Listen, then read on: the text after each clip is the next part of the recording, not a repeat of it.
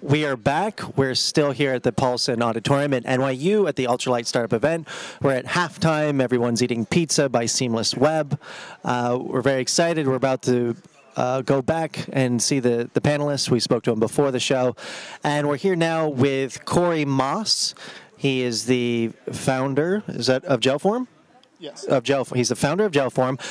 But through our voting mechanism, very refined through RoadFeeder, getting all the information and hashtags, Corey here won for his pitch tonight, and his pitch was called QApp.com. Is that correct? Is that spell that for the audience? CUEAPP.com. And briefly tell us what QApp is. I mean, I was really intrigued. I'm a producer, storyteller, so I produce a live monthly show, and I was telling Corey that every time I come to these events, there's always like 2 or 3 pitches that really catch me, and this particular pitch really caught my eye. So tell a little bit what QApp is. I also run a monthly event, meetup for musicians, and in the logistics of running a monthly event, was just frustrated by the lack of tools out there that made it easier for me. I'm lucky enough to also be a web developer, so I said, okay, let me see if I can solve this problem myself. So I built QApp, which is reminders for event planners, starting with sort of a combination of a calendar and a to-do list, making sure that you remember to do all the steps necessary for each one of your events, even when they overlap, even when they happen often. And I'm looking to integrate into Google Calendar, Meetup.com, all sorts of great places, and then grow as people request new features. And now when you say it's like a to-do list to remind you, now can you also set it up where it immediately sends out the email? Is that what you're doing as well? Right now, it's based around intervals of time. So you've got an event, and you say, okay, 4 weeks before, I need to remember to do this, 2 weeks before, etc. You can also set up one-off reminders. You can plug the whole thing into your calendar, so if you just want to see it that way. And then, again, I'm looking to meet with people like yourself to find out more about how I can help solve this problem. I was telling Corey the reason I'm so excited about it is because I produce one show a month, and it's absolutely painful. And I love it. Like I tell people it's like a birthday party that I throw every month, but there's a reason why a birthday is once a year, because it's really, really painful. And so I literally have 5 people. So if I could replace those 5 people with this app, I definitely would. And so how would it be what's a pricing structure? Would it be like a monthly fee? Yeah, my expectation is that people are going to be most interested in something that you pay a nominal amount every month. Use it as much as you need to, because it's definitely going to be worth the price for the time that it saves you. And where are you now? And what do you need to get it off the ground, or is it already operational? Some of the base features are already operational. Again, I built this out of my own need, so I sort of scratched my own itch and have it running for myself to make sure that I like the idea, that it works well for everybody.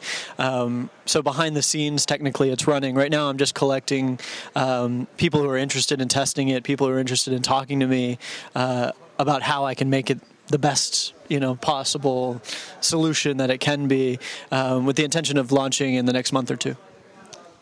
That's awesome. So I will definitely be a beta tester. This particular, I know I see you every time. I've only been coming for like 4 or 5 months, but I see your face, and you've been coming a long time. Do you come just to come, or did you come particularly for this particular subject? I come just to come. I've been coming to Ultralight for at least 2 years. I get something out of it every single time I'm here. Even when I have been particularly not interested in whatever the panel was talking about, I still walked away with knowledge about something or other that I didn't think about before, or didn't know about, or didn't think was relevant to me.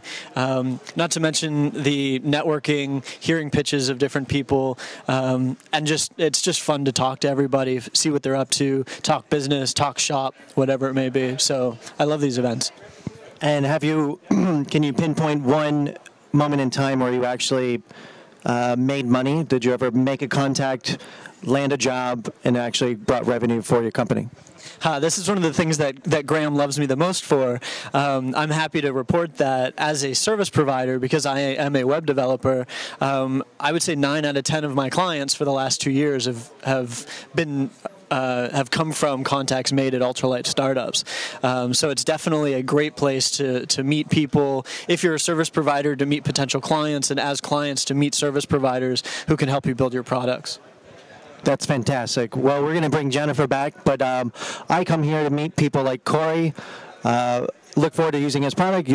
Look forward to beta testing it, and I'm going to give it over to Jennifer. Here you go. Thank you.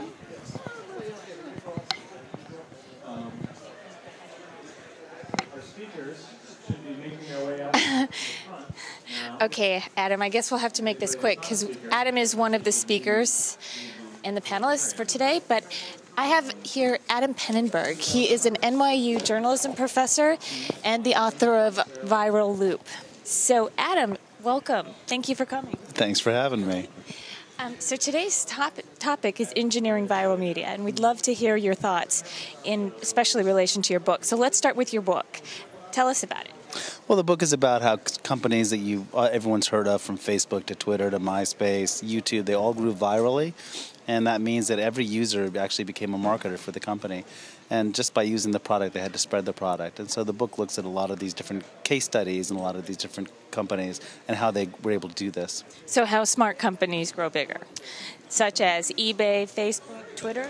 Exactly. PayPal, eBay, Facebook, YouTube. In essence, what happens is it starts with just a single person in some instances, and then it spreads person to person to person. And so in the case of, let's say, a company like eBay, what's the sense of being on eBay to sell everything if there are no buyers? And so you have actually an incentive to attract buyers to eBay.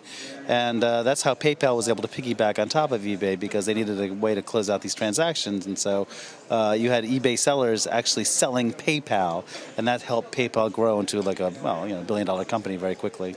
What is the common denominator with all the companies that you're discussing? Well, you have to have a product that people like, and they like it so much that they're willing to spread it for you. And it's not as if it's arduous for them to spread it, but they just want to spread it. Mike Yevany is Sorry. And if you look at your book, Viral Loop, where does that come from? I mean, you didn't coin that term, right?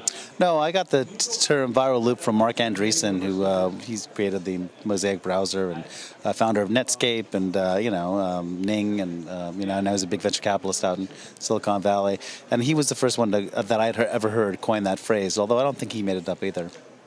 And do you think that, like, in today's world, it's important for companies to go viral? And if so, like small companies, like at what point do you put that in your strategy? Or is it something that all companies must have to begin with? Well, I think that it really depends. I mean, sometimes you have a product that's viral. Let's say like Facebook. I mean, what's the sense of being on Facebook if none of your friends are on Facebook?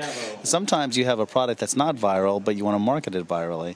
And so that's a different kind of approach. For example, you could have any kind of product that you can do. Like Tupperware, believe it or not, was a product that's not viral, but the marketing was definitely viral. Is there any advice that you can give to small companies that are starting out, and like how they can use these kinds of social applications to maybe go viral? Well, I think it keeps with the theme of ultra-lean startups or ultralight startups. I mean, the idea is that, you don't need, billions in venture capital to create a business. You need a great idea that's so good that people actually spread it for you, and there's no more efficient, effective way to spread a marketing message than that way. But that's so subjective, right? Like everybody thinks they have some idea that can go viral, but they don't always, and they need some help. So how do you get that marketing buzz? Well, I'll tell you, if you don't have a great product, you can't go viral. Something that's bad can't go viral. Do you and think I'm not being glib, but what I mean to say is that if the product isn't good, then it's probably not going to succeed anyway. But do you think there are good products that aren't viral, or do you think all good products will eventually go viral? No, I mean, they can be. A product doesn't have to be viral. I mean, football. The actual football is not viral. It's a marketing plan can be viral. So I mean, it depends on the product. If it's a service online and there's no subscription or something like that, then maybe you'd be better off creating a product that is viral on the web. Are there any do's and don'ts in the world of virality?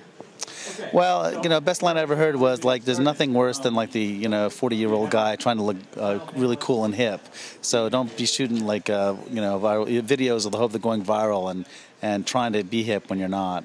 I mean, stay true to your message, and most of all, I think it's a matter of try and try again. I mean, even if you release 10 products or 10 videos that aren't viral, maybe the 11th will be. Keep trying.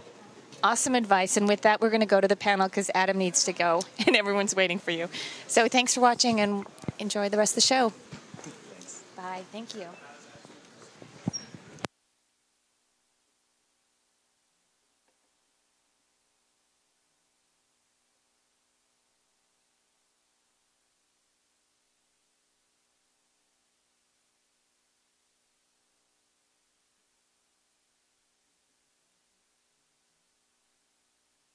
Our panel. Great. So, everything working? Sound, audio?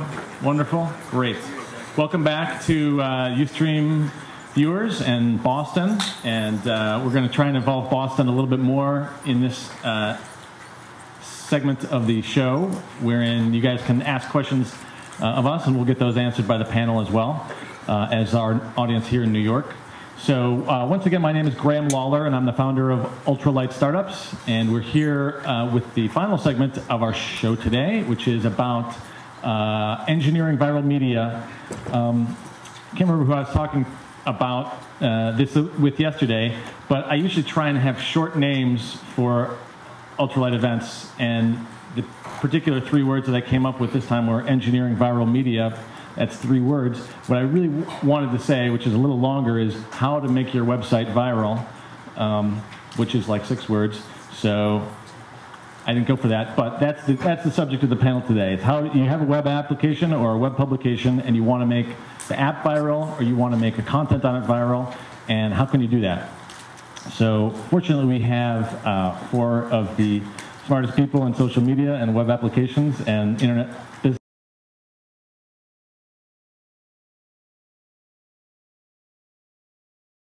Gallant, who is in the esteemed position of being now a 3-time Ultralight Startups panelist, which puts him in very esteemed territory. So he is the founder of Soft.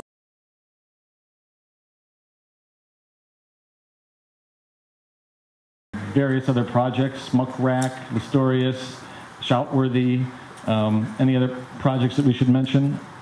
Greg? That's enough for now. That's enough for now? Okay, actually, I'm trying to think. I'm not sure if your microphones are on, so if you can double check. Okay. Well, I know how to turn them on, but if I'm turning them on, then I'm not talking. David comes to the rescue. That's brilliant. Okay, so that's Greg. Here we have Adam Pennenberg getting his mic fixed right now. Yeah, I think that's on. And Adam is Yep, works. Adam's a journalism professor here at NYU. I have spoken to his class a couple times and gotten to know him a little bit there.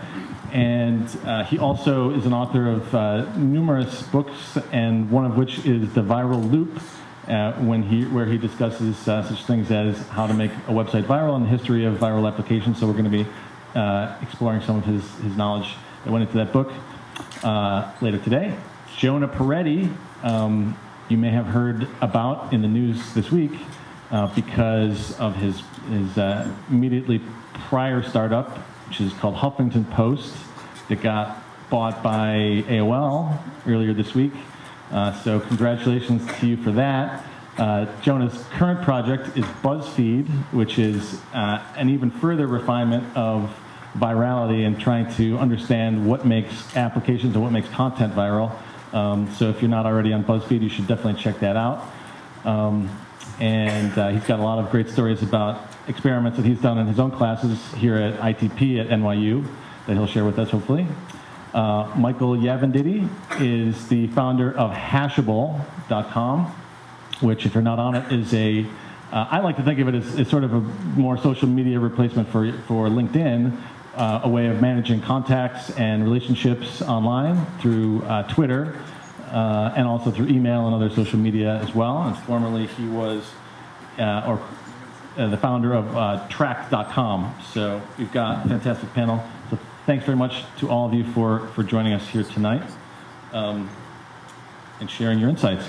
So I think what we're going to start with is maybe Adam is going to tell us a little bit about the research that went into his book about virality before the internet. If you can believe it, there was things that were viral before the internet, and you're talking about Tupperware and Ponzi schemes and things like that. So what makes those viral? And speak into the mic, obviously. I'll speak into the microphone. You ever hear of Tupperware? Right? Not a very hip company, right? And yet, they are an example of a great viral marketing strategy. And in fact, the way that Tupperware are sold today is viral. And yet, you probably never think about that. So whenever we talk about social media, virality, people tend to think in terms of like the internet, because that's where it all happens. But actually, viral messaging has been around, for viral marketing, and viral messaging has been around for as long as there have been human beings. I mean, actually, I've been able to track examples of viral marketing back into the 17th century. The Dutch East India Company used to, when they would get bolts of a new kind of cloth from India, they would invite in some noblemen, the real carousing, drinking guys, and they would give them a free suit, and they'd actually custom tailor it right there, and then they'd walk out and go on a 3-day bender, and then, 2-3 days later, they had a run on that fabric. Because you see cool people wearing cool clothes, you want those same cool clothes. So it goes back a long time. But what I find fascinating about things like Tupperware is that Tupperware and Meetup is the cool hip company today. Tupperware is not cool, not hip. They actually have the same kind of viral marketing that go into it. And the way it works with Tupperware is, let's say I want to sell Tupperware. I could go door to door and do that, but door-to-door salesmen are not very popular. And it's tough to sell product that way. Or I can go to a friend and say, hey, listen, would you throw a little party for me, a little tea party, invite 10 of your friends. I'm going to sell my Tupperware to your friends. And my friend would probably say, well, sure, I'll do that for you. And so, she will invite 10 of her neighbors and friends, her social network, if you will. And I'll sell a lot more Tupperware in that trusted environment than I would if I went door to door or tried it another way. And then the way it works, why it's viral is because out of those 10 people, I'm going to ask 2 others of her friends to throw Tupperware parties for me. And in each instance, that host or hostess is going to invite her social network of friends, her neighbors, her friends, her family. And so that's how Tupperware became I think it's like a $2.6 billion business today or something like that. And in the time it takes me to say this sentence, there was another Tupperware party somewhere in the world. Wow, which is true. So Meetup grows the same way. What happens if I have a meetup for tech in New York or a meetup in the Bay Area on I don't know, extreme skiing or something like that? People will come, and then out of that group of people, some other people will think, hey, you know what, I could throw my own meetup. And so, because we all have more than one interest. And so if I went to the one on extreme skiing, I might have one for skateboarding, or I might have one for, I don't know, basketball. Doesn't matter. But that idea that it's engendered into the product is just viral marketing. Okay. Jonah, I think, was the pioneer of virality on the internet before social media. And these days we think, when we think of virality, we think of Facebook like buttons and share buttons and tweet buttons. And if you can believe it, the internet existed for a little while before Facebook and Twitter. And apps could still be viral there. And so, Jonah, you want to tell us about, so I've listed a few here that you're involved with. Nike Sweatshop, BPLU stands for Black People Love Us. There's Rejection Line and Dog Island. Any one of those that you want to talk about? Sure. So you're bringing back memories. This is like 2001. I'm in grad school. I'm at the MIT Media Lab. I'm supposed to be doing a master's thesis on technology research. I'm killing time procrastinating like most grad students do, and I go to Nike's email, and they just launched a Nike ID where you could customize your shoe with a word or a phrase. And being a smartass, I think, oh, what if I order a pair of Nikes with the word sweatshop on the Nike? But they send me Nike's not a sponsor of the Ultralight. No, go ahead. Okay. So, when they send me a pair of shoes that has the word sweatshop under the swoosh, and I order it on, and I'm like kind of thinking, oh, I'll, it'll be funny to have these shoes, and they write back saying, we rejected you because it's inappropriate slang.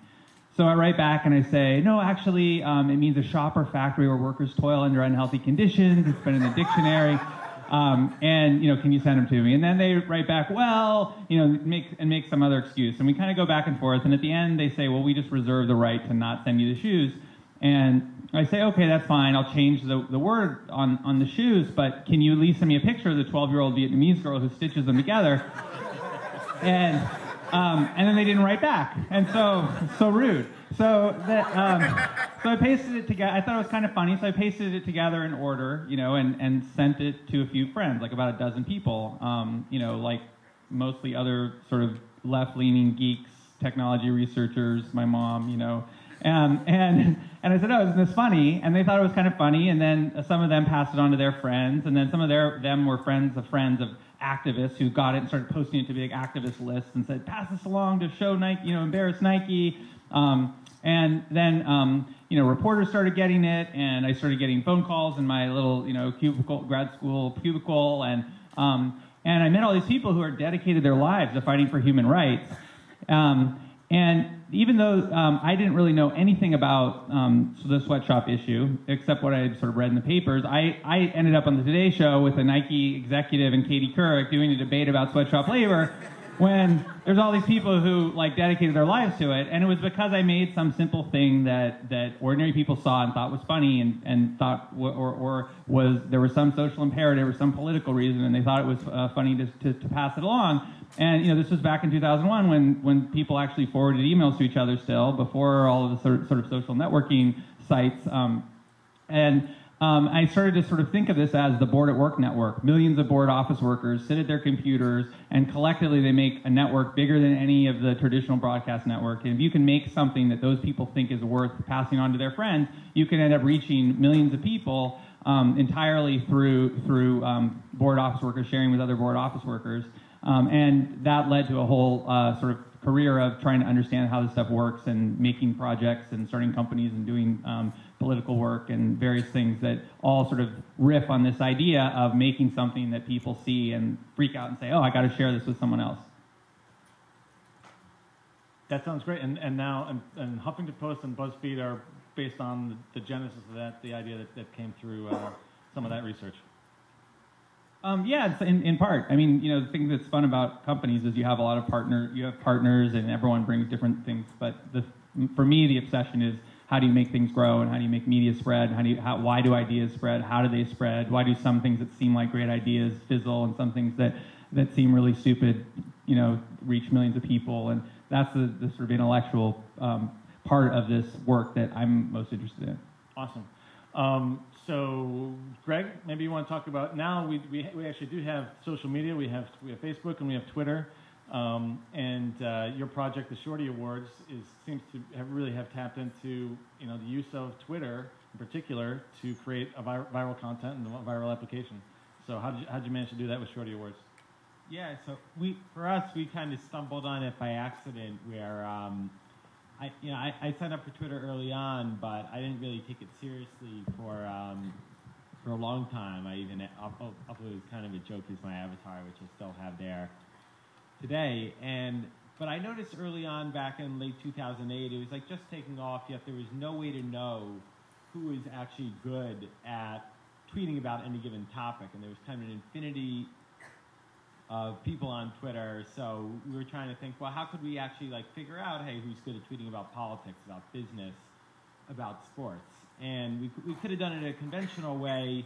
We had this nutty idea, what if we did an award ceremony, and instead of just doing it the way traditional award ceremonies do, it's just an academy and picking the winners, we let anybody nominate somebody else with a tweet. So Lee Semmel, who's also here, and I put this site together. Basically in 2 weekends, we just kind of scrambled. We built the system so that we could just say to everybody, hey, tweet out. You don't even have to go to our site, although you can. I nominate at so-and-so. I nominate at Ultralights. In fact, everyone can do this right now. You can write, I nominate at Ultralight Startups. ULSnet. ULSnet. In the pound. Do you want to run for tech or innovation? Sure, why not spread it around? We'll run for all of them. All right, so you tweet that out right now, and you have to just add a reason. So you have to say, because, you know, I'm having a great time here, the pizza was delicious. So you send that tweet out. Our site instantly, if you scroll down, you can see it'll automatically pull in those tweets and create a leaderboard out of it. So rewinding back to 2008, we launched this December 2008. Don't do any PR, just send it to a couple friends of ours. But the powerful thing was that when you sent out the tweet, when you nominated somebody, all your friends nominated, saw that nomination, and nobody knew what a Shorty Award was, but they did know that they wanted one. So very quickly, we got lots of people sending out more and more of these tweet nominations. And the first year we ran it, in just 2 months, we had over 50,000 tweeted nominations. And when we started, we thought it'd be like, we're web guys, you know, we thought it'd be like 30 friends of ours in a room, and we would print out a couple of certificates on our inkjet. Instead, you know, it just got covered the next day in the New York Times, and, you know, pretty soon it was just all over the media. So we had to scramble. We got the Knight Journalism Foundation to be our founding sponsor, along with Pepsi came on board early on, which is why I'm the only one drinking a Pepsi up here. And then we just kept growing it. So the first ceremony we did was at Galapagos Art Space in Dumbo. We had people fly in from all around the world. We had MC Hammer up there to give out awards. Gary Vaynerchuk. It was covered anywhere from the Wall Street Journal to CNN and dozens of other outlets. We live streamed it. And now we've just kept growing it. So every year we open it up again. This year it's running now. The nominations will close this Friday.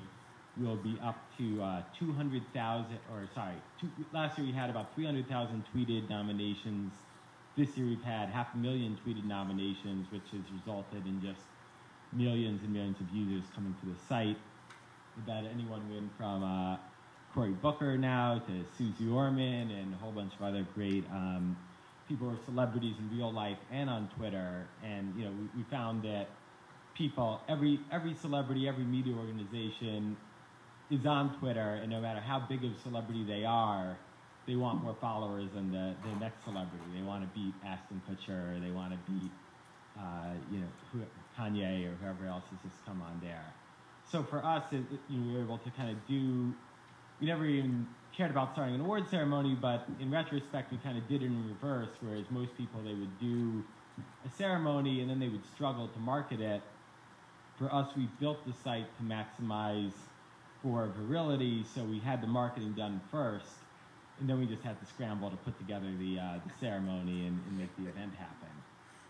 We've kind of found that there are kind of 3 keys to doing it. One is to make your platform a star vehicle, which in the movies, like an actor will do a certain movie sometimes, not because they think the movie will make money, but just because it'll enhance their career. So in essence, you know, with any of these viral platforms, they're star vehicles in the sense that, you know, when Oprah tells you to follow her on Twitter, she's not doing that because she wants you to, she wants to promote Twitter. She wants to promote herself, and Twitter's the vehicle for that. So in a way, you know, no one, I mean, maybe I have a couple friends who are tweeting about the Shorty Awards because they want to help me out, but the vast majority of them want to win the award themselves. Okay. Yeah. I think we're going to get to some more of those a little bit later, but maybe for right now, for the whole panel, what's the difference between a viral web app and viral content, let's say? I don't know which one of you mentioned Jib Jab as being great viral content. Was it? I wrote about that. You wrote about that? Okay, so what is Jib Jab and why is that viral? You all know Jib Jab, don't you? Yeah. You all know Jib Jab. Why is it so good? Super close to the mic. Okay, why is it so good? It's funny. It's funny, right? I actually interviewed the guys, the Spirit Ellis brothers, and it's kind of interesting because what they found is that pretty much everything that they put together as a political cartoon goes pretty viral. Of course, it doesn't hurt that they premiered them on the Leno show, right? Well, maybe only about 5 people watch Leno nowadays. I don't know. But what's interesting is political satire seems to be the kind of thing that goes viral if it's done well. And so Jib Jab is a pretty good example of that. And then they basically, they give that away. They make these cartoons. In 2004 it was what, John Kerry and George Bush singing "This Land Is Your Land." And 2008 we had Obama and McCain, and it was all very funny. What's interesting is that they make their money by layering in premium products on top of it. And so they still give these videos away because, to go viral, it pretty much has to be free. But what you're able to do is if you have a large enough amount of traffic or exposure, you can then charge for other things. And what they do is they actually let you put your head in one of their cartoons. So instead of it being John Kerry, it could be your head singing "This Land Is Your Land," for example, and they make money that way. Okay. So what's the definition of viral? Anybody want to answer that? Mike, you haven't spoken yet. Yeah, so viral to me means a service that is getting exposed to lots of users by your users. So for Hashable, every time a user uses our service, by definition, they're essentially tagging another person that they've done something with, and that exposes that service to that person, irrespective of whether that person is a user or not. And so every time someone uses our service, they are exposing it to other people, they're inviting other people, they are adding people to private networks, all the things that you need to have to build a successful social service. And I think, my suggestion to people that are here to learn how to do that, there's a massive social infrastructure that exists now, and you got to take advantage of it. So you got to integrate with it. You've got to think carefully about how you're going to integrate with it, and try to figure out how your service matches with those social services out there. Okay. What about measurement? So if you do some research on virality, you'll find K and sort of the viral coefficient. Is that something that you guys tend to monitor in your own businesses pretty closely? Every day. Yeah? We run a report every day. Oh, so, all right, so tell us what we actually have it down to, we can run a report and look at the top 1,000 people in our service that are not only exposing it to the most people, but are also responsible for bringing in the most users. And so, and we do lots of things for those people and with those people to get them to be even stronger evangelists for our service. And we actually have turned the concept of evangelism into a marketing expense, essentially. And we actually spend real money to cultivate those evangelists. And so we know who they are and where they live and whether they're trending up or down. And we actually even, if we see an evangelist who's trending down, we call them up, we talk to them, we reach out to them. So it's pretty, it's getting pretty sophisticated. Anybody want to explain what is the viral coefficient and how you calculate it? You're looking at me. So, I mean, I think there's a big difference between thinking about how you make a piece of content go viral and how you make your web app go viral. And particularly when looking at web apps, there's a sort of history of, the sort of classic first example is Hotmail, where every time, someone got a free Hotmail account, every time they send an email out, it would say, get your free email on Hotmail. So every time a user would send out a Hotmail email, they would recruit their friends to become users, and then their friends would do that in turn.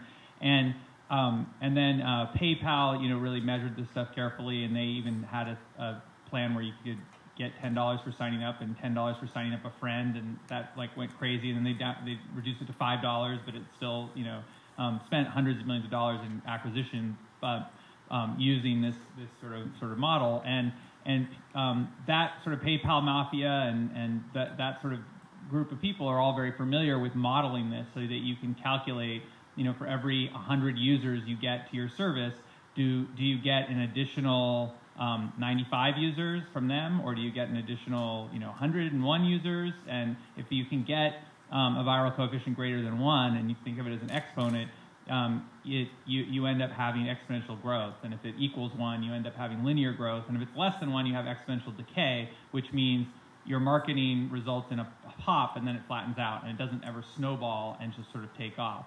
And one of the things that's so counterintuitive about thinking about viral is that something with a viral coefficient of 0.95, decays and stops, and something with a viral coefficient of 1.1 like takes off and becomes the biggest thing and gives you that hockey stick curve.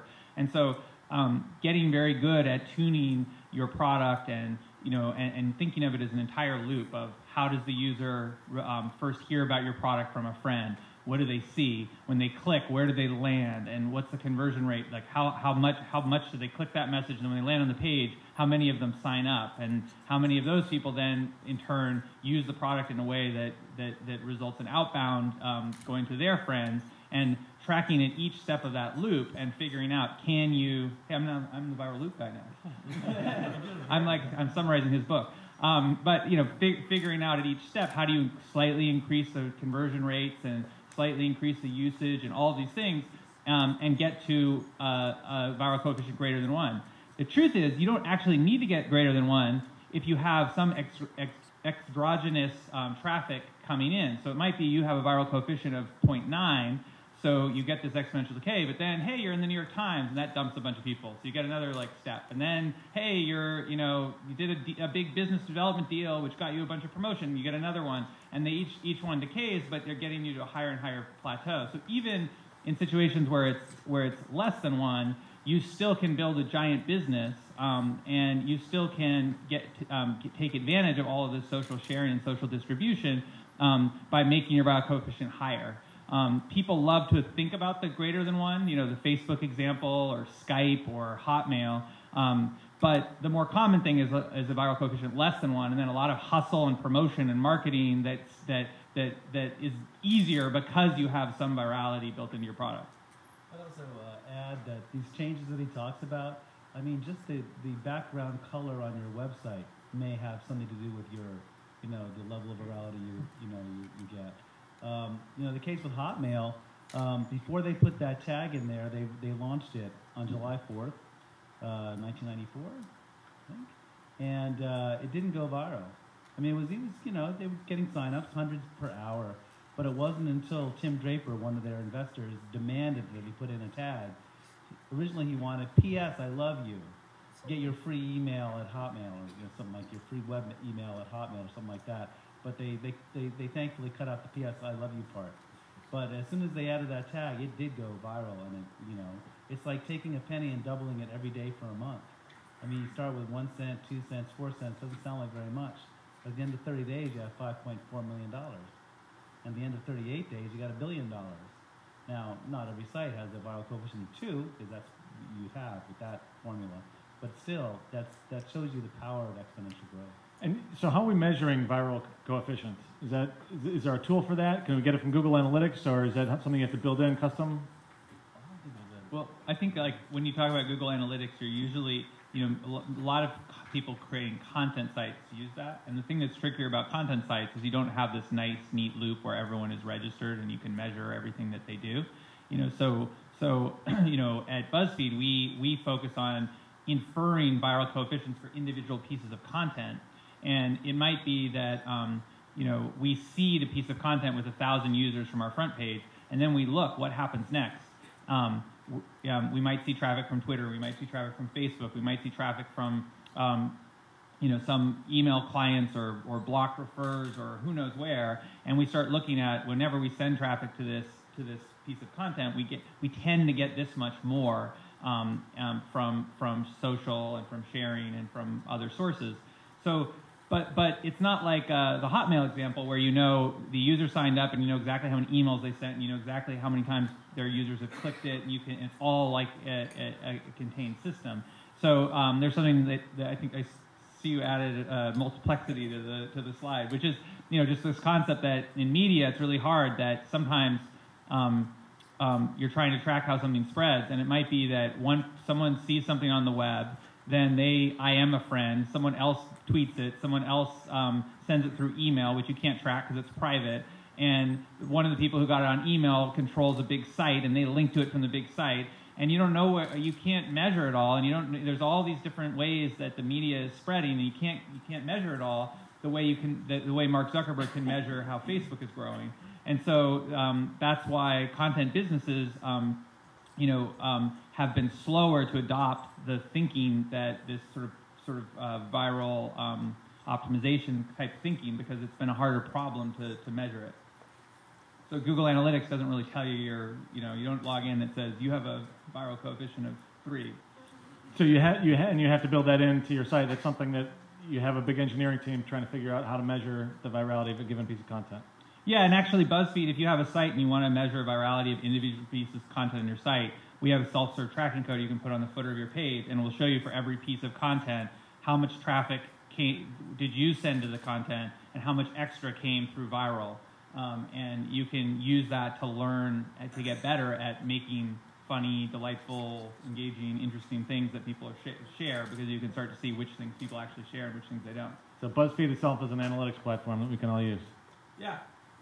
I mean, it's not really our business, but we had it's sort of like Amazon Web Services. Like, we were using it for ourselves and we said, oh, other people should use this, and we just started letting other people use it. Awesome. So we're going to take some questions as well. I would say if you got a question, make sure it's a question and not a statement. But raise your hand whenever you got one. Aaron? Greg, what do you use to measure how many votes somebody has? Twitter streams, right? Are you counting them? How do you measure votes particularly on Shorty Awards? Yeah, it's tough. So it's more how do you count the votes as opposed to how do we track the overall success is what you're asking. Yeah. Yeah, so it's simply pulling from the Twitter API. So we just we query the Twitter API for every mention of either Shorty Awards or Pound Shorty Awards, or probably about 10 or 15 other variants of it. We suck them all in, and then just with our own software, it tallies up the votes for everything. We also have a number of filters that we use to prevent spamming, gaming, which is a huge problem. Actually, speaking of Amazon services, someone used Amazon MTurk the first year we did it to purchase votes on their mechanical Turk system. So we've had to combat Amazon with all due respect to Amazon. Terrible company, Amazon. I knew it was going to be dangerous getting you on the panel. Okay, so let's see. Adam, you talk about viral loops, viral networks, and double viral loops. You want to explain some of that stuff? Sure. A viral loop, really all that means is that, for every person who tries your product or your service, he or she is responsible for bringing in at least one other person, or less than one other person. That counts for your viral coefficient being above 1. But a viral loop is basically what happens when you start growing and you don't do anything to increase it. It just happens.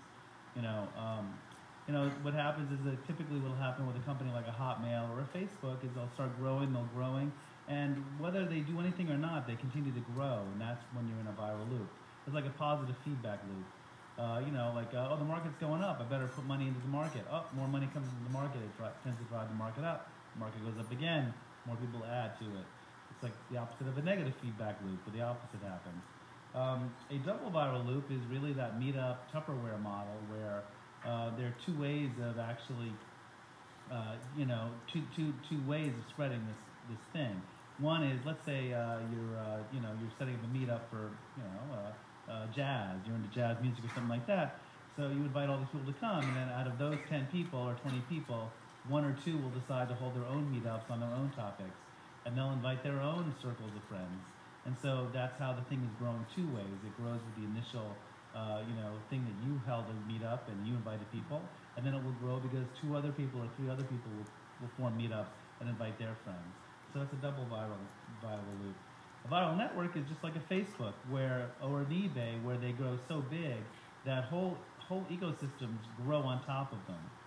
For example, out of MySpace came YouTube. YouTube actually sprang out of MySpace for the most part because people on MySpace wanted a way to share video, and YouTube just came on the scene. They were fortunate. They also had a better user interface, and it took off. And then now YouTube has grown to be much bigger than MySpace, which has really trended downward. So these networks, like Twitter is a network, Facebook is a network, eBay is a network, MySpace is a network, Hebo is a network. Those are viral networks.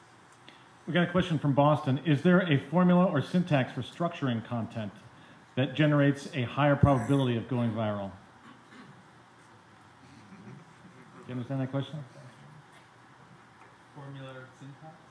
I think that sort of there's a few general principles, but I think one of the things that I sort of see that is wrong, like in tech blogs, is that people will either say the best quality stuff goes viral, and the only thing you have to worry about is good content, and that's what matters, and or they'll say the things that get popular are these like SEO, manipulated things where they're totally just gaming the system and engineering everything. And the truth is, your company should have an idea that you care about that goes beyond any metric, that you believe in, that is important, that gives you a reason to make something spread.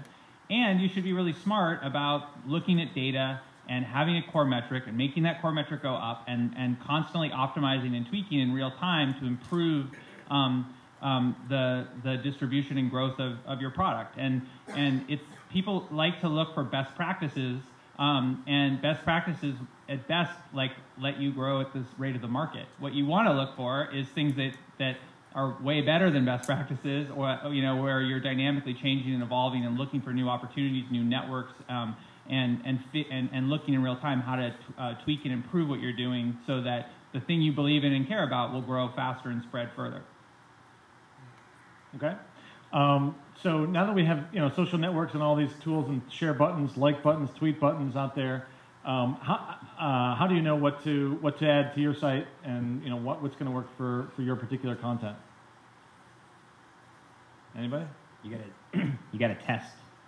You gotta look at the various options that are available to you and look at the type of content or service that you're providing, and then try to integrate with the ones that make sense.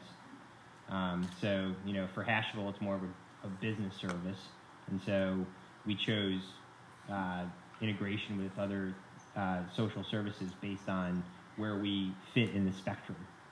But if you're a very consumer, if you're a photo sharing site, probably the first place you go is a Facebook Connect. If you're on the business end of the spectrum, you may go Twitter or LinkedIn, for instance. Why not just have every possible share button out there, all 50 of them on every single page and every single section of your site? I mean, isn't that just more options for further viral spread? I don't think so. I think a lot of times in marketing, choice suppresses response. And so if you give people too many choices, you'll confuse them. They'll tend to do nothing. And so I think one of the big lessons I think all of us have learned, especially the ones that have been in this industry for a long time, is there's this trend towards less is more. And I think that is an absolute lesson that's being learned today. And it's somewhat counterintuitive in a lot of ways. And the smarter a person is, the harder it is for them to think, or the more experienced the person is, the harder it is for them to wrap their heads around this stuff. That sometimes one button actually will generate more action than 5. Okay. Scott? Yeah, but Mike, the only trouble with that is you limit a couple of choices, you almost become a self-fulfilling viral for that social network. So What's the question? The question I have is, how do you get around that to promote other viral systems that might be better for your particular niche that you're working on? How do you get around? Well, Okay. if you only put in, you're saying the limit to just 1 or 2 choices, but that limits you just the Facebook crowd and Twitter crowd, those are the most popular ones. How would you encourage viral through other means, other social networks? I've created a slide here. It's a supplement this month. Now, I need to remind people that for all of you talking in the audience, the people in Boston and the people on the stream cannot hear anything. It just sounds like dead air. So we want to minimize that amount of talking to the absolute bare bones. So something that's 10 or 20 words long and ends in a question mark is an ideal question. So I think the question is, why can't I have all the buttons so that my stuff gets shared everywhere? And I think, one of the key ideas of testing and optimizing your site, I think should be, you put some things there for discovery to test whether or not they work. And then when you see whether they work or not, you leave it if it works and you pull it if it doesn't work. And a lot of times people will find that everyone on my site is using, Twitter and Facebook and, email. Often, like, people forget to put email, and it's getting even more than, Facebook. And like, or no one's using Dig, or no one's using Reddit, or people are only using Dig on certain stories. And in that case, you should only put the Dig button there when there's a chance of getting on the front page of Dig, and you use the API and you expand it, and it's invisible the rest of the time. And so there's ways of testing all the options, but then defaulting to the ones that work, and then only using others in special cases. Ramon? Is there a difference between viral media starting from nothing and, say, Old Spice, which I'm not that guy, having a $1 billion budget on TV? Is there a difference between spending money on marketing versus viral, just pass along? So if you have a budget, and we're talking about Old Spice, the Old Spice commercial that kind of has some viral video elements to it, is there a different mentality to approaching the problem when you have a little bit of budget, like Old Spice does, versus when you have an ultralight budget, shall we say?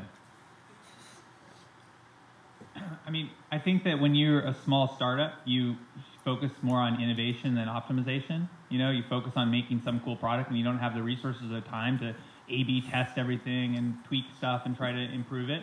And you should, wait until you're a 5 or 10 person company before you start even getting into this kind of optimization stuff. You should innovate first, then optimize, and then just repeat that process. I think when you have a big budget, the biggest benefit is you don't have to have a viral coefficient greater than 1.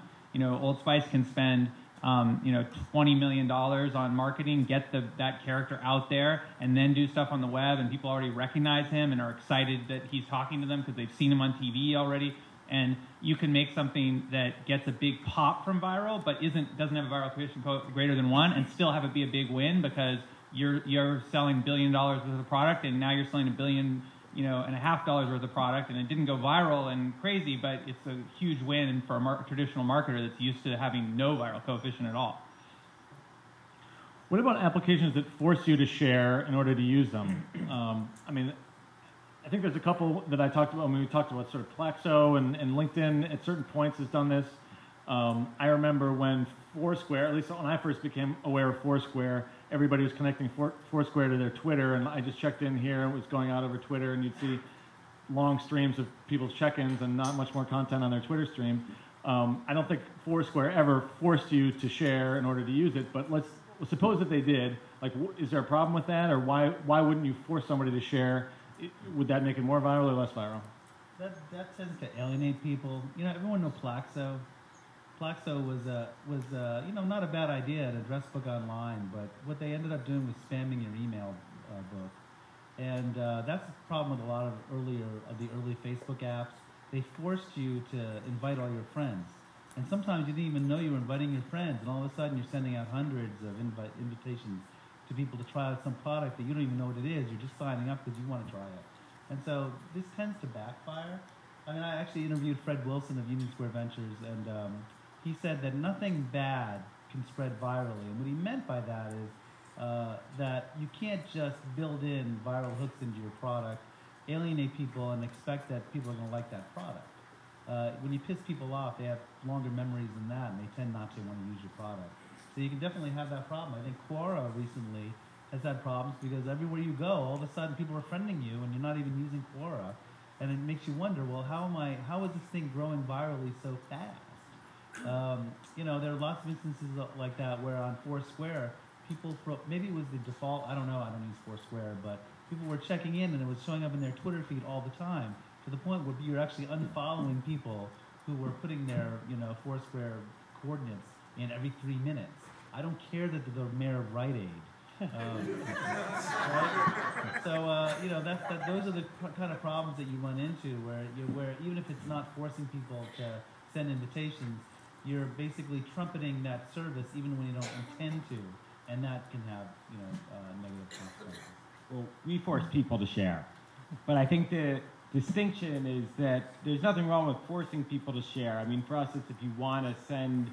I mean, first of all, you can't really force anybody to do anything on the web. You can't put a gun to their head. But for us, if you want to send a vote, in the Shorty Awards, what it is a tweet. If you go to our website, there's no, vote this or just tweet it. It's just tweet this. So I think it's fine if you're honest about it. I think in all those examples, it was that you're forcing them to share and you're dishonest. But I think the services that work the best are the ones where the service gets better the more you share. So, you know, if I check in somewhere, you know, now at first they actually didn't make it terribly clear, but now they've made it very easy to toggle it. Sometimes, you know, hey, I check into an event and I want to share that because it's going to be better if more people I know on Twitter and Facebook know that I'm here. So it's, and so I think sometimes you can force it. It's just it's just so hard on the web to be clear with users and to make users understand what they're getting into, and that's the hard part. Okay, Sergey? Getting back to like viral coefficient, if you, let's say for a media company, if you publish content that goes viral, do you think that changes your direction editorially towards some particularly viral topics, like you mentioned political satire, for example, versus being... If your business model is based on virality, your marketing plan is based on virality, does that shift your editorial direction to things that are more naturally spread that way? Well, I think there's definitely that can be a problem. But if you're a media company and you're counting on virality to save you, I think you have some significant problems. It's very hard. I think it's like with political satire, that's one thing, but with journalism and news, it's a little harder to know what's going to go viral and what's not. Besides, lots of other people are reporting the news as well, and their stuff has equally as much chance to go viral. It's so much like, it reminds me of Forbes.com. They ran into a big problem because for years and years and years, there were massive traffic, getting like 12 million, 15 million unique visitors a month. But they were finding that they were getting it because they were doing all these stories to appeal to Google News and to Yahoo. And if you can get like a link from one of the aggregators, and you could bring in hundreds of thousands of readers. And by doing that, by counting on that, they started to change their editorial direction to things like the top 10 nude beaches, one of the more famous ones. What that has to do with Forbes magazine and their capitalist tool ideology, I'm not so sure. But that tended to undermine their message, and then they realized that these weren't the people that were bringing in advertising bucks. Mass traffic is only one, measure. That's who is your traffic. So you have the magazine people, which were like really rich white guys, I guess, with lots of money, and then you had the hoi polloi of the web, and you couldn't really track who it was that was coming. You know, they were all coming from aggregators, and so they ran into a big problem. So I think there is that tendency. But as I said, if you're a media company and you're counting on, a certain number of viral pieces every week, I think you have a kind of a big problem. We had a question from Boston. I don't know if you guys are going to be able to answer this. How do you make a mobile app viral as distinct from a web app? I'm in the process of doing that right now.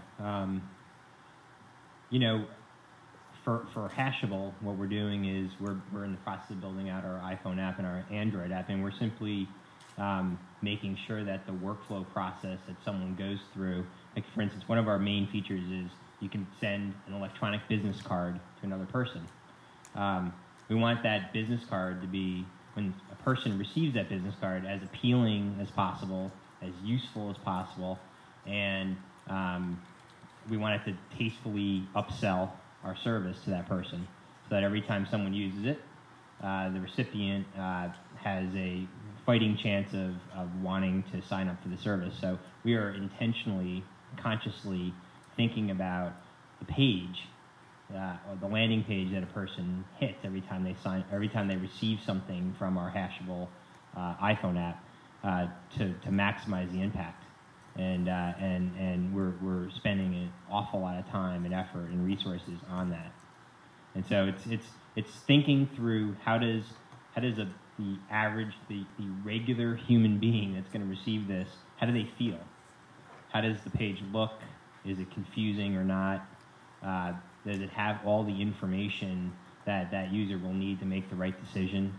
And it's extremely difficult because you are immersed in the topic. You know too much compared to that regular person, and so you have to try to act like that regular person, which is nearly impossible, and try to guess essentially how they're going to react to it. And we do things like bring in users. We bring in users every Thursday night.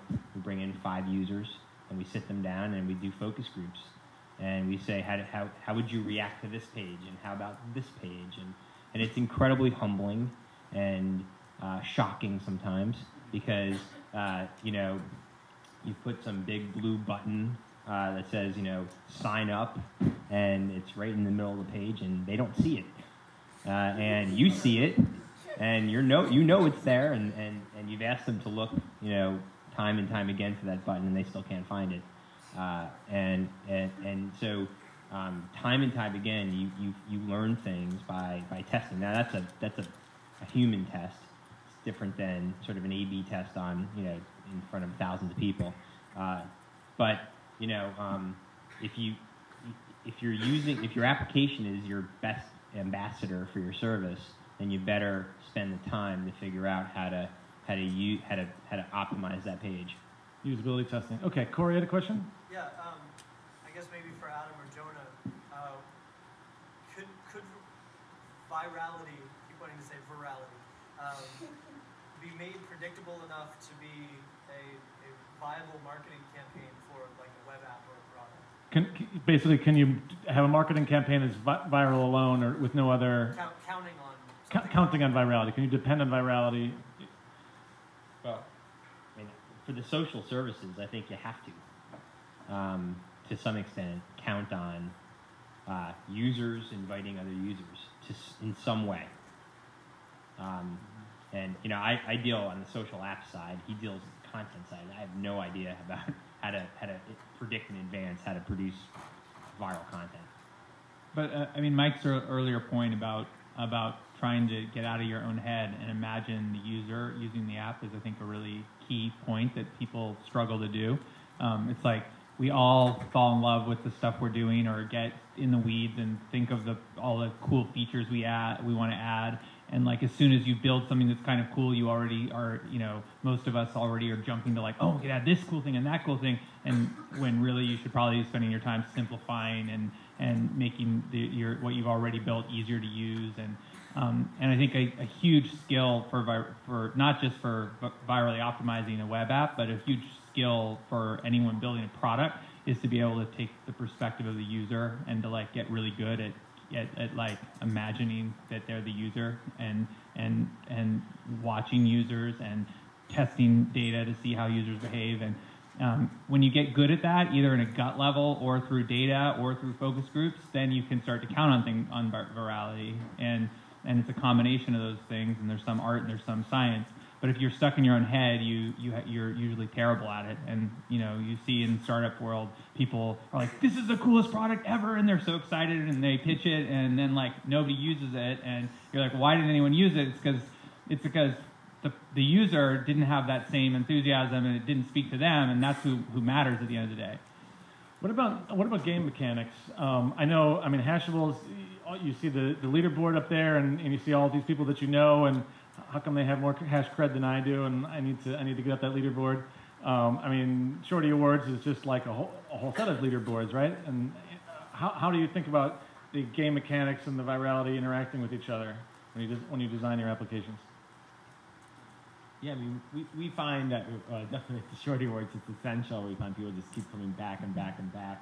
I'm sure Michael's had a very similar experience, but it's like you have both the action that people are going to do, and then you want some way to drive the action to them. And at the same time, too, the leaderboards, is an aspect of it is useful for all the users, because people want to know, be it, who's doing a good job tweeting about a topic, or, hey, who's a good networker in New York using Hashable. Like, humans just want, I mean, there's a reason that even in print, newspapers do lots of lists. It's that humans want to know what's culture, out of all the options, like what really matters. So you find it kind of plays like nicely together, this kind of core human need for knowing what to focus on with driving these viral actions through web apps.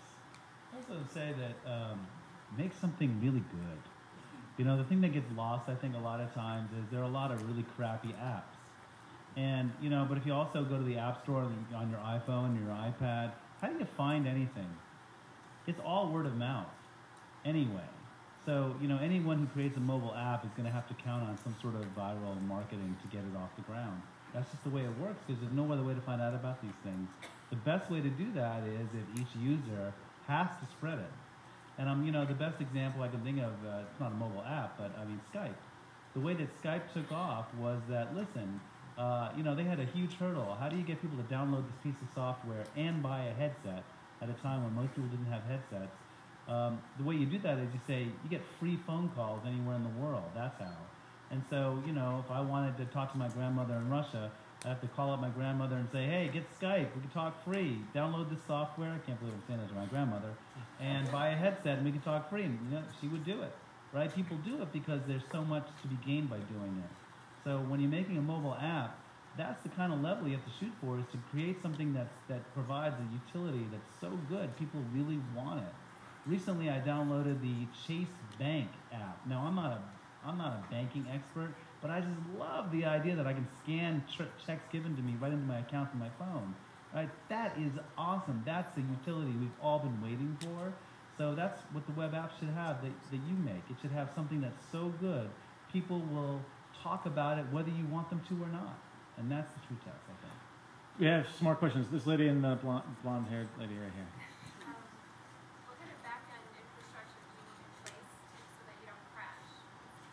What kind of back-end infrastructure do you need so you don't crash?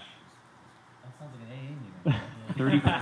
30% more than you needed the day before. I mean, the rule of thumb is you usually want, you always want to stay 30% ahead of, your trailing capacity needs. But with the cloud these days and with the services that are out there now, Amazon and the others, tech ops is really shouldn't be a problem anymore. It used to be a problem. I've had data centers melt down on me, at 3 o'clock in the morning and crash, Fortune 500 websites. So the idea that's really scary. But I think those days seem to be over.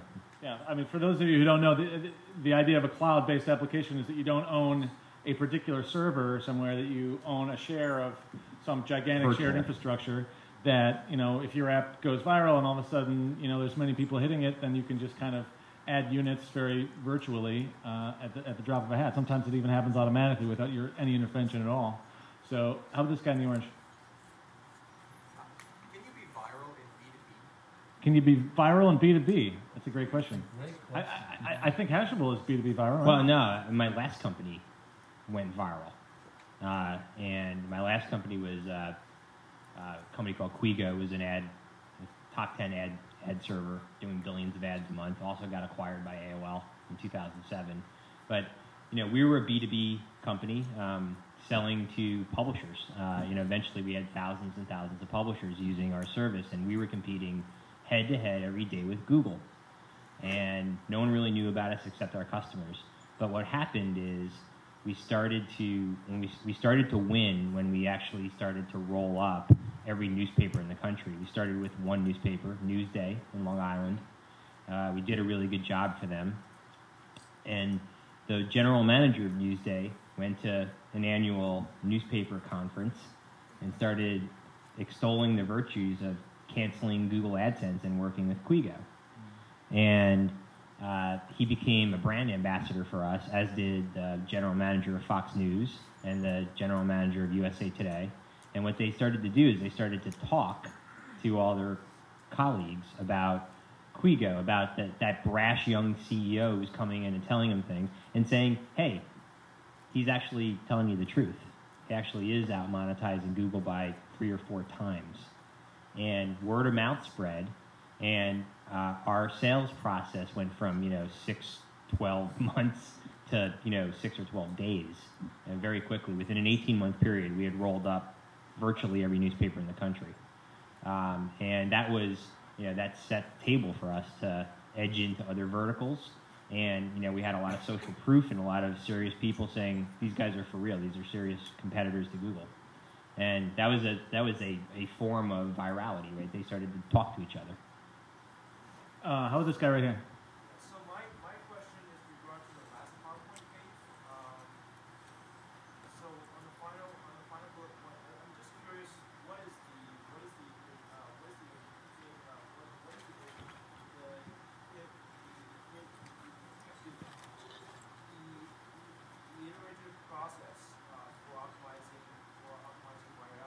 What is the iterative process for optimizing virality?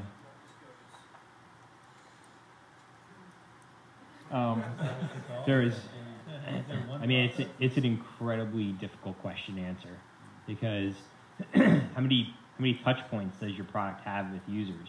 And if it's the first thing you got to figure out is where does your product touch users? What's the page or part of the system that touches the most number of users, and then the second most number of users, and then the third, and then you've got to really think through how you can change those pages or that content or that service or that workflow process, how you communicate with those users. Are you pinging them? Are you emailing them? I mean, there are so many different variables that go into that equation. It's a really hard question to answer. You have to try each one. I mean, for example, like you know that on Twitter they did a study and they found that tweets that contain a semicolon don't spread very much. I don't know. I like semicolons personally. I don't know about you guys, but now I don't use them in my tweets anymore because I learned that. Believe it or not, these little subtle things can make a huge difference, and it's really hard to predict what they are. I've talked to people who told me they were an email kind of viral thing, and they found that just the wording in the subject box determined whether something was going to go viral or not. Just the wording, just changing a word, just changing a color scheme. When you're signing up for something, if you can cut down the number of screens and the number of fields to fill in, it'll have a big impact on how much it spreads. For example, if you have someone repeat the password, you know what? You lose a lot of people that way, just by having them copy and paste their password into there. But at the same time, you may find that, well, you need it in there because you're losing even more people who are screwing up on that part of the form. You have to just ask yourself all these questions, and no question is too outlandish, because in the same way, if you were trying to fire a rocket to Mars and you changed it by just a couple degrees, all of a sudden you end up in Pluto, because you know little changes can actually yield huge differences in the end. Okay, no follow-ups, please. No follow-ups for now. You can talk to these guys at the bar afterwards and follow up there if that's okay. I think some people get lucky. I mean, I think some companies just plain old get lucky. You know, why is that? You know, the 7th photo sharing site on the internet that no one's ever heard of before signing up 100,000 users a month? There's not a logical answer for it. I mean, I just think some companies, the first or second tryout, they put that page out there and it just works. And you know, the people doing it are not geniuses. They just got lucky. You know, it just happens. Okay, let's say this guy in the Argyle shirt here. Yeah, so given how many variables there are, and given that it's hard to predict which variables would be important, like why do A/B testing at all? Like how do you like pick something to focus on? Why do A/B testing when there's so many variables on the page to tweak? I mean, it's one reason why people like to do startups that are very simple and that have a very simple purpose and a very simple mission, because then you have a pretty clear idea about what the application is for, and you get a good intuition about what you should A/B test. You know, so if you're PayPal, you gotta like make paying really easy and sign-ups really easy, and you're gonna like A/B test the sign-up thing, and you're gonna A/B test the form where you put your credit card or your bank information in, and you're gonna test these few things. The challenge is if you're like a creative person, like a lot of creative people will like launch a startup that has like 20 different things and all different features, and you're like they're all so awesome. Then it becomes very hard to run experiments and very hard to know where to run the experiment. And so I think that is part of the trend towards simpler apps that can be used in lots of different ways. Okay, this guy in the suit jacket, and well, you guys both have suit jackets. Either one. Can we talk more about the technology part? Like, if you're building an app ground up right now, like Michael mentioned about the Facebook Connect and integrating with Twitter. So what kind of technology would you suggest that we use? And What kind of technology to use to make an app viral? I mean, do you mean by what applications? Well, what applications? Like, I mean, Facebook platform is one, but is there any other suggestions? Plus, Twitter's an obvious. Facebook and Twitter seem to be the biggest too, Yeah, but Twitter's there's niches. You know, we talked about sharing obviously location-based stuff. You know, Foursquare or photos. You know, that maybe it's Flickr. You know, How do you know? integrating. I think integrating with these email services where people upon sign up services can scan address books to see if your friends are on the service. Those sorts of things are pretty prevalent now. I think again you have to. This is part of integrating with the social infrastructure that's out there. You need to think really hard about the architecture that sits between your app, your service, and the social web, and think really carefully about how you're going to integrate with that social infrastructure, and what's the sequencing of those services. If you decided that you're going to do that, one has to be first, and then one has to be second, and one has to be third. And I actually think that sequencing is a huge deal. And it's a lot. I'm an investor and advisor to Techstars, and I spent all of last Monday meeting with all the seven out of the 10 companies. All of them were pivots, by the way. They're all pivoting. So they must have taught a class on pivots the week before. But it was fascinating. Like almost every one of the companies is trying to take some advantage of the social web, which I applaud. I think that's a huge trend. It's going to affect us all, and so it's a huge opportunity. But I think a lot of them were spending, so they know they have to do it. But if you look at the list of 10 things they want to accomplish in the next 3 months, integrating with the social web is like, on most of their lists is like 8 or 6 or 4. And my guess is that it probably needs to be 1 or 2 in most cases, because most of them are consumer applications that are just sitting there, desolate, right? Hoping for people to show up. And in this day and age, I think you got to I think one of the genius things that Quora is doing, I think one of the good things they are doing is they've spent a lot of time clearly thinking about how to integrate with Facebook and Twitter and the like. And I think there's also some funky stuff going on there too.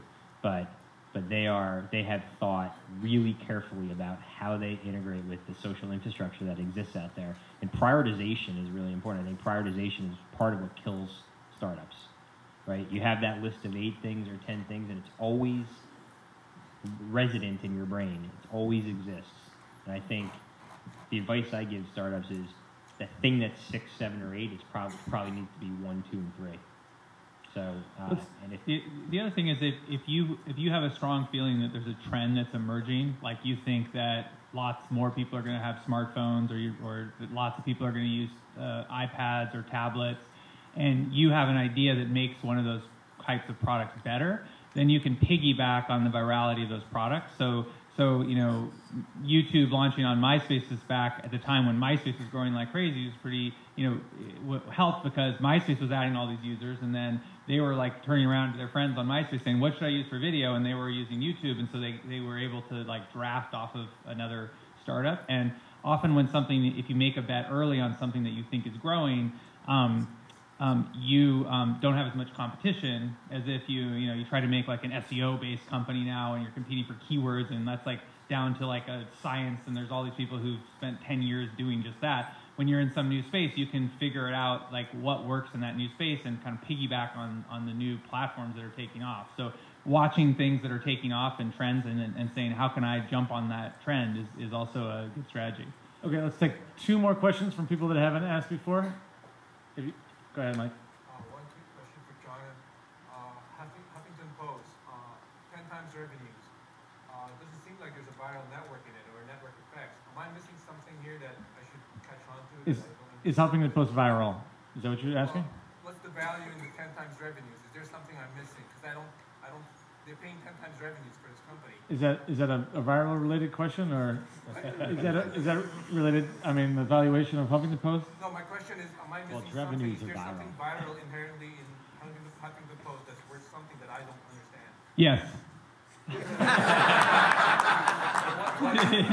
There you have it. Okay. Come on. Okay. Anybody else? One more question. John, go ahead. Your last question. Sure. What type of offline things do you suggest doing to make things go viral? I know Michael's doing a promotion on South by. TechCrunch Disrupt's been big, but what things are you doing offline to really drive the online? What can you do offline to drive online virality? Speak on a panel. I think engage users. I mean, so one of the things that I've done with Hashable is I wrote a personal note to almost all of the first 10,000 people that signed up. I probably missed 1,000 or so, just because it happened at 3 o'clock in the morning, or I didn't, it happened. Some snuck in overseas and that sort of thing, even though we really tried to keep it constrained in New York. So I personally tried to personally touch thousands and thousands of users, and I definitely did that. There's probably some in here that have received personal notes from me.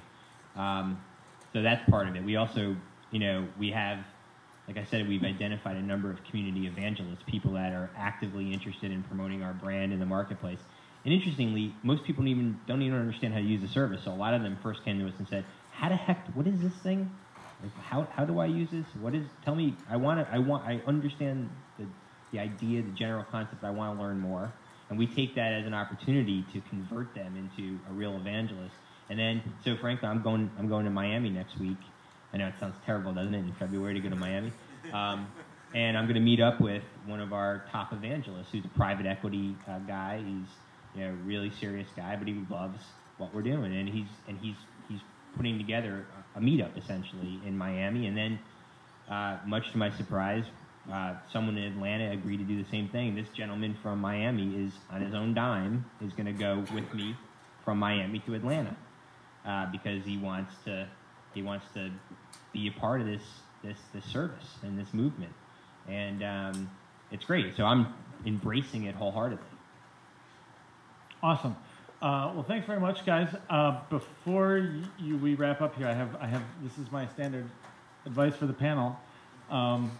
So as soon as I close this, all these people are going to come down and want to talk to each of you individually, and lines are going to form, and it's going to be very difficult for you to get out of the room. So my advice for you is right. So I've told everybody that they're going to be able to see you there at Murphy and Gonzalez for a drink afterwards and buy you drinks all night long. So if you can, get out the door without letting anybody ask you questions, and we'll see you over at Murphy and Gonzalez. So thanks very much, Greg and Adam and Jonah and Mike.